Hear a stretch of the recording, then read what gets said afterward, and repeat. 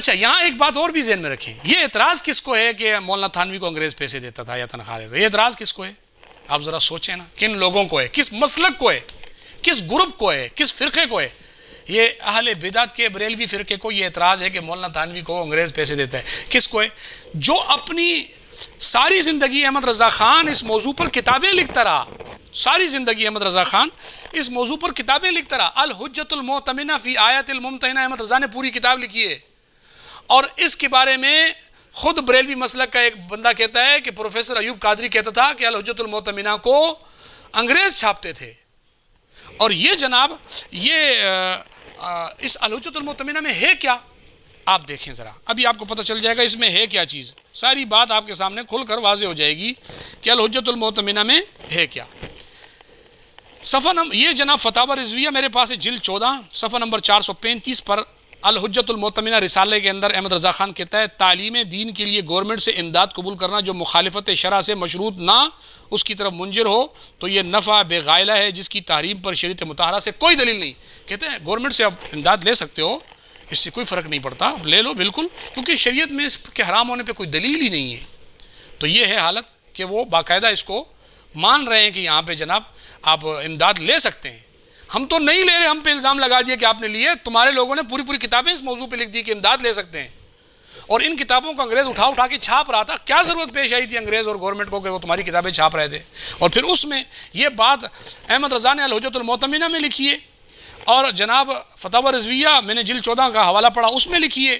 یہ المیزان احمد رضا خان نمبر میں یہ عبارت لکھی ہوئی ہے، یہ حیات اعلیٰ حضرت میں آپ کی یہ عبارت لکھی ہے، یہ رسائل رضویہ میں آپ کی یہ عبارت لکھی ہوئی ہے، اور کئی بریلوی مسلک کے علماء کی اور کتابوں میں یہ بات لکھی ہے کہ احمد رضا خان نے انگریز سے امداد لینے کو جائز قرار دیا ہے۔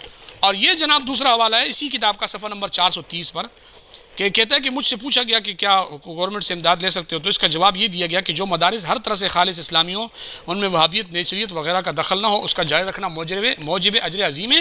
ایسے مدارس کے لیے گورنمنٹ اگر اپنے پاس سے امداد کرتی ہے تو لینا جائز تھا، نہ کہ جب وہ بھی امداد رعایا ہی کے مال سے ہے۔ سوال یہ ہے کہ کہتا ہے کہ گورنمنٹ سے پیسے لینا جائز ہے، وہابیت اور نیچریت کا اس مدرسے میں دخل نہیں ہونا چاہیے، پھر آپ لے سکتے ہیں۔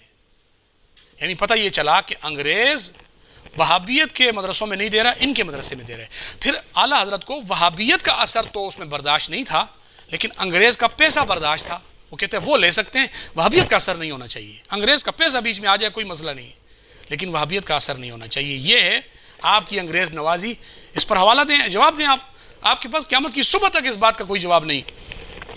اور یہ جناب دوسری کتاب میرے پاس باقاعدہ ایک بریلوی مسلک والے نے اپنی کتاب میں لکھا ہے، منزل کی تلاش کتاب ہے، اس میں کئی بریلوی علماء کی تقاریر ہیں، بڑے بڑے بریلوی علماء کی تقاریر اس میں موجود ہے۔ اس میں لکھا ہوا ہے کہ انگریزوں نے ایک شخص لاس آف عربی، ایک شخص تھا جس کو عربی زبان آتی تھی، وہ لوگوں کو جا کر انگریزوں کی طرف سے حدیثیں سناتا تھا، الائمۃ من القریش، اور خلافت عثمانیہ کے خلاف، اور جناب وہ انگریزوں کی ٹاؤٹی اور ایجنٹی کا کام کرتا تھا، اور یہ حدیثیں سنا کے کرتا تھا۔ آپ کو پتہ ہے یہ بریلوی لکھ رہا ہے، اور اس کے اوپر بڑے بڑے بریلوی علماء کی تقاریر ہیں، حتیٰ کہ پیر نقیب الرحمن جیسے بریلوی عالم کی تقریر ہے، منشا تابش قصوری جیسے بریلوی عالم کی تقریر ہے، اور ان کی تقریروں کے ساتھ یہ لکھا ہوا ہے کہ جناب یہ انگریز کا ایجنٹ تھا جو الائمۃ من القریش پڑھ رہا ہے۔ آپ کو پتہ ہے یہ باقاعدہ احمد رضا نے اس موضوع پر پوری کتاب لکھی ہے، کہ دوام العیش من ان الائمۃ بان الائمۃ من القریش۔ اگر وہ شخص ایک حدیث پڑھ کر لوگوں کو سنائے تو آپ کہیں کہ وہ انگریز کا ایجنٹ تھا، تو جو پوری کتاب اس موضوع پہ لکھ دے وہ کتنے درجے کا انگریز کا ایجنٹ ہوگا؟ آپ نے کبھی اس چیز کو نوٹ کیا ہے؟ یا آپ صرف آپ کے پاس الزام بازی کے علاوہ اور کچھ ہے ہی نہیں، آپ کی گھٹی خالی ہے الزاموں کے علاوہ، آپ کی زنبیل میں سوائے اس کے کچھ ہے ہی نہیں۔ اور یہ دیکھیں جناب، یہ میں دوسرا والا پڑھ رہا ہوں، یہی فتاوی رضویہ جلد 14 میں لکھا ہے صفحہ 12 پہ کہ دوام العیش فی الائمۃ من القریش، یہ رسالہ آپ کی وفات کے بعد چھپا، اس کی اشاعت سے انگریز کو فائدہ پہنچانا مقصود ہوتا تو آپ کی ظاہری زندگی میں شائع کیا جاتا۔ یعنی آپ مان رہے ہو کہ انگریز اگر احمد رضا کی ظاہری زندگی میں کتاب چھپتی تو انگریز کو فائدہ ہونا تھا، یعنی کہنے کا مطلب یہ ہوا کہ یہ اصل میں تو فائدہ ہی تھا، لیکن بس ظاہری زندگی میں نہیں چھپا، ورنہ فائدہ اس سے ہے انگریز کو۔ یہ تو آپ تسلیم کر رہے ہو، ہم تو نہیں بول رہے۔ تو انگریزوں کو فائدہ کس نے پہنچایا ہے؟ احمد رضا خان کے مدرسے میں خود منظر اسلام بریلی کا رسالہ چھپا ہے، اس میں یہ بات موجود ہے کہ احمد رضا خان کے مدرسے کو جو ہے گورنمنٹ کی طرف سے باقاعدہ تنخواہیں دی جاتی تھی، آپ کیسے کہتے ہیں کہ آپ انگریز کے ایجنٹ نہیں ہیں؟ اور آپ کیسے الزام لگاتے ہو کہ علماء دیوبند کے اوپر کہ وہ نعوذ باللہ انگریزوں کی ٹاؤٹی یا ایجنٹی کرتے تھے یا تنخواہ پاتے تھے؟ یہ آپ کس بنیاد پر کہتے ہو؟ بلا دلیل، آپ کے پاس کوئی ثبوت اور کوئی دلیل نہیں ہے، صرف آپ نے ہوا میں تیر چلائے اور کچھ نہیں ہے۔ اللہ تعالیٰ مجھے اور آپ کو سمجھ کی توفیق عطا فرمائے۔ والسلام ورحمۃ اللہ وبرکاتہ۔